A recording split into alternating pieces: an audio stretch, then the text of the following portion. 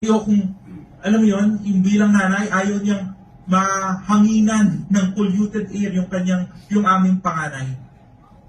Lord, sana po bigyan mo ko ng maraming gatas. Kasi kung hindi ko mabibreastfeed itong anak ko, magugutom ito. Mga kaibigan, yung mga pangarap na yun, does it excite you?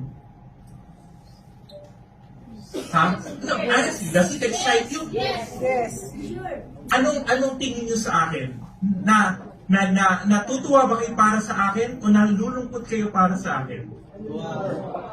Of course, ladies and gentlemen, hindi exciting yung pangarap na yun. Di ba nalulungkot kayo?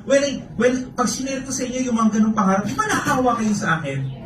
Hindi po yun yung mga pangarap na sinasabi ko. Those are not the empowering dreams that I am referring to. Let me tell you the second kind of dreams that we have.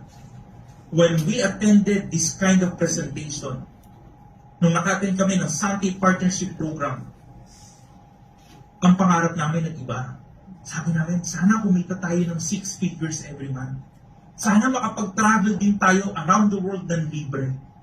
And alam nyo, when we started joining Sante, and unti-unti namin nare-realize yung mga pangarap na yun, yung 6 figures na palitan. Sabi ko, gusto ko magkaroon ng 7-figure income. 1 million a month. Sabi ng misis ko, maliit yan. Let's go for 2 million a month.